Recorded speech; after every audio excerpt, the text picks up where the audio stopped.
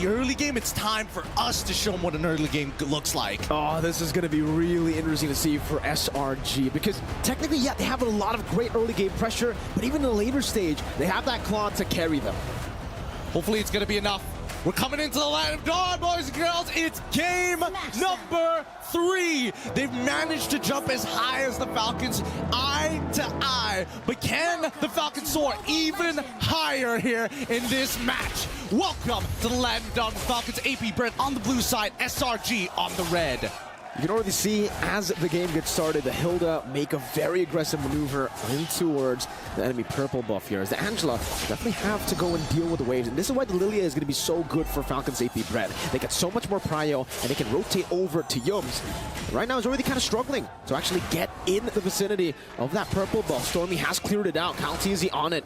He'll be forced to maybe use the retribution at this point because Yums, he is there trying to squeeze it out. Kaltizi bringing it into the bush. Retribution is going to be used. Yes, it does. Yums, successful invade. Yep, really nicely done, but this means that he might just be going down here to Kyle, right? He is using Warcry. Okay, flickers out. Yums now doing some damage back. Now with the help of few, this should be first blood over to Kyle TZ. Look at the tempo, though, on the bottom side. After the EXP has been pushed out, they're getting Julian involved to start stealing away 1 or 2 camps here. So at least for guys, despite Kyle TZ getting 1 kill, he is a level ahead. The gold for XP trade. I don't know how that's going to actually help SRG later on, but seriously, if Skies is able to steal a Lord with 2 levels down, I can only imagine if he's the one ahead that he'll not miss a single retry. Well, we'll see whether Kyle actually still has his retry, considering how much pressure is being applied to him right now by Yums, right? We're expecting Yums to get even more aggressive after the 2-minute mark because then he's not going to get punished as heavily once he's invading those jungles. But take a look at this, right? They're setting up a potential counterattack here down on the bottom side, but SRG sense it.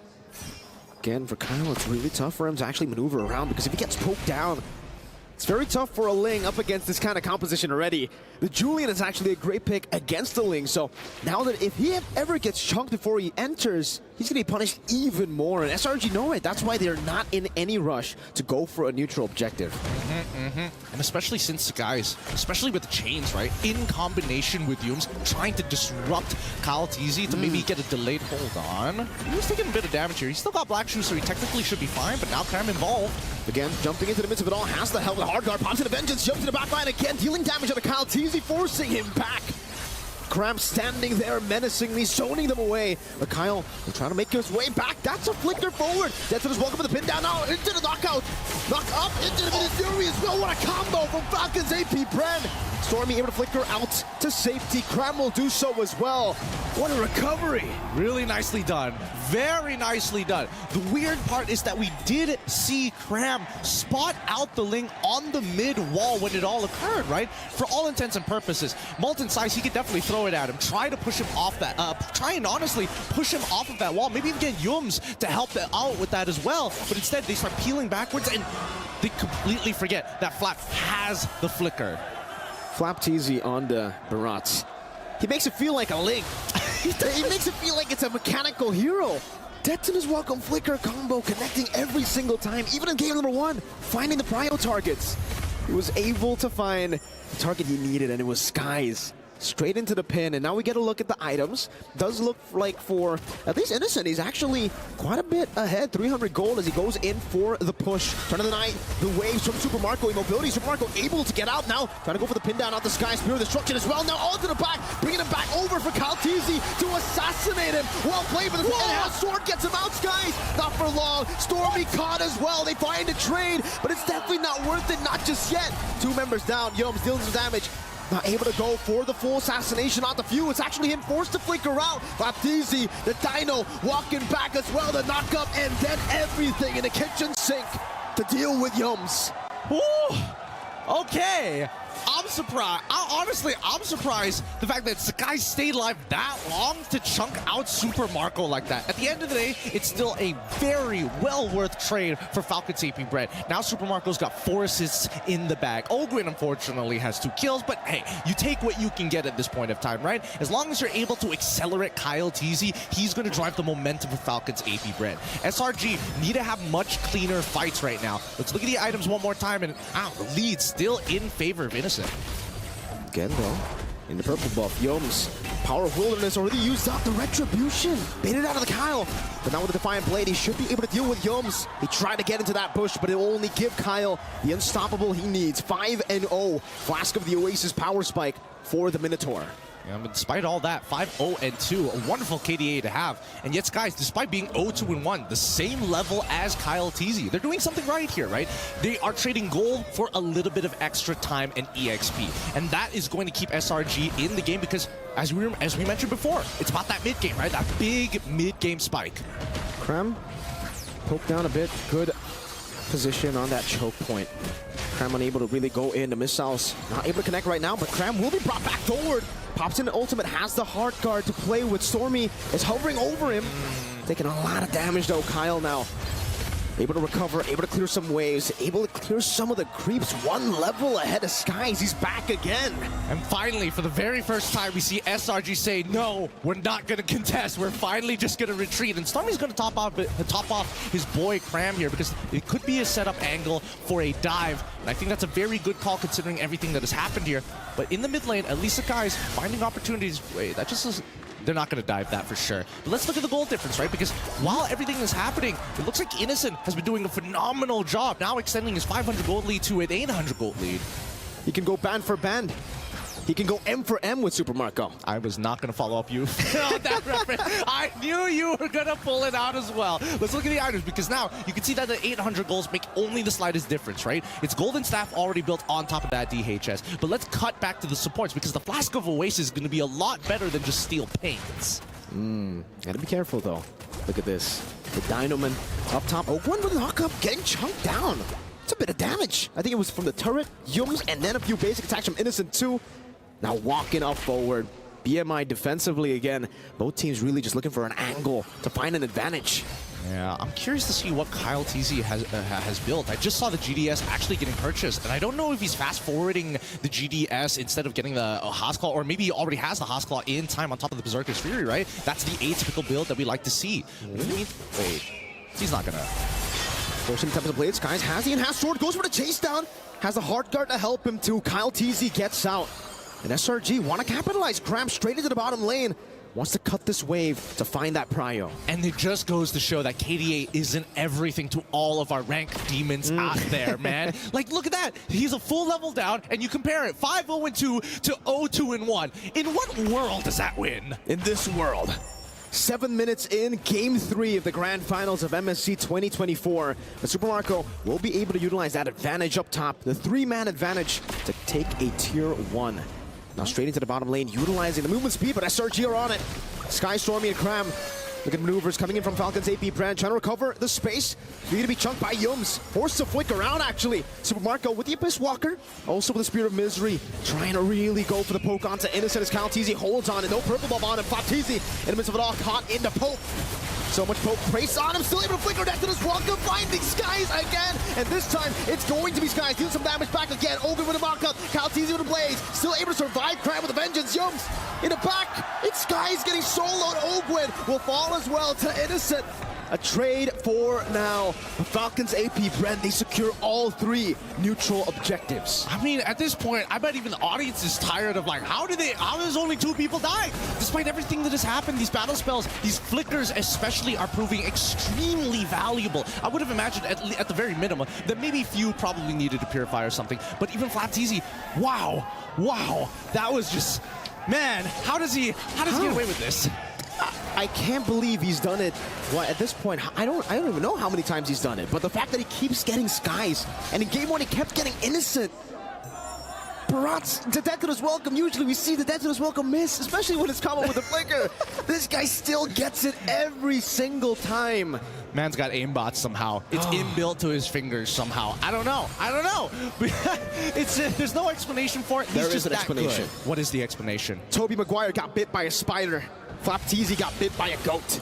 Oh, this guy is just, he's too good. But at the same time, right, SRG continue to try and keep it even with Falcon's AP brand. Yes, it is a 3K differential between the 2 teams, but we've seen time and time again that SRG have made miracles happen, and Falcon's AP brand are now taking a much slower approach to SRG than they have before. They're not just throwing people at the wall and hoping that it sticks.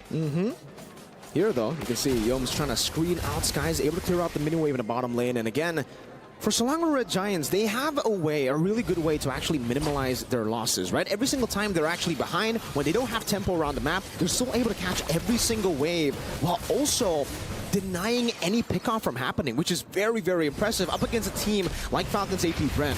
Usually a 1,000 gold lead means that it will give them a billion more opportunities to look for pickoffs around the map. Yeah, but it's starting to look more even. Even we're talking about like priority, right? Like Cram half the time is able to kind of match up unless we do see FlapTZ sacrifice a bit of his wave just to get there on time. That's the cost. That's the big brass tacks that both of these teams are applying onto each other. Every single one of these moves need to have purpose, and it always comes with a cost. That being said, though, this Lord Dance is going to be extremely important for the two. The worst part about it is that Falcons AP Brem probably can do it slightly better thanks to the help of Ogren on this Minotaur. Slowly but surely, again, for Falcons AP Brem, this is the new version of the Lord Dance. So with the changes, it's all about the Lord, do we call it a step? It's a tap dance, kind of back and forth a little bit, you know? It's a tango. Cha-cha. Yeah, it's a tango. It's much more of a tango than it used to be, than just sitting and doing the waltz, right? But at the end of the day, Minotaur is really, really good at... Almost catching him with the enhanced chain, but Kyle still able to utilize the Finch poise. He is low, though. He'll get the motivation roar. He'll get that sustain. I think this is a pretty good opportunity for SRG to start taking the space back here. However, Few not making it easy, right? Drawing the borders in the river, making sure Gloom is going to set the tone for this upcoming fight. Oh, what a nature. Perfect timing here for Falcons AP Bren. Now it'll come down to Skies to really deal with Super Marco. Yum's in the front, trying to deal some damage on the FlapTZ. Will be able to do so as Cram walks up forward as well. Jumps into the midst of it all, still able to pop the ultimate. Now Innocent deals some damage, jumps in the midst of it all again. Jumping forward, Super Marco with an Egypt, but Skies goes in for the assassination, still able to find his Spear of Misery. Testin is welcome in the pin down, but now the winner Cram from Skies. He tries to stay alive, but Kyle TZ is an absolute monster! With 5-3 so far, Kyle, he's not going to die here, but look, 12-2, and SRG finally making a big mistake here. As we look at the replay, this looked like a great engage, and I think it was a good idea that even Yum's flickering forward to try and disrupt the backline, especially since Super Marco honestly was in a pretty dangerous position. Now they're in their base. Can they close it? Stormy trying his best to actually evade from it. The Cannon Minion not in range just yet. Cram, he dealt. He did what he needed to. He stopped the minion from getting into the range. But still, it's another 2 members down. At this point, like you mentioned before, Wind of Nature came at a very convenient time for Super Marco. Without that, he probably would have died to Sakai's or wouldn't have enough health to actually survive from him. Luckily, he still played it as best as he... Oh, God. Yom's pinned down, flicker forward, and has sword from Sky, Spear of Destruction! Super Marco with a chase forward to find a double! A statement piece by Falcons AP Bren with a double kill from Super Marco. But they gotta breathe for a moment. These chain deaths from SRG is supercharging Falcons AP Bren as they're pushing the momentum to the crystal. The base wide open, Super Marco will deal with him, but he'll go for Cram just first. Super Marco taking a hold of that with the vengeance! And the turret shot takes him down. Cram against the world, now it's Stormy against the world. He'll still be able to survive. You chasing him down, it's a mistake! Falcons AP Bren, they still have a Lord to play with. Innocent in 4, Sakai's already back alive. Falcons AP Bren, did they mistime this, unfortunately? They did. They recover.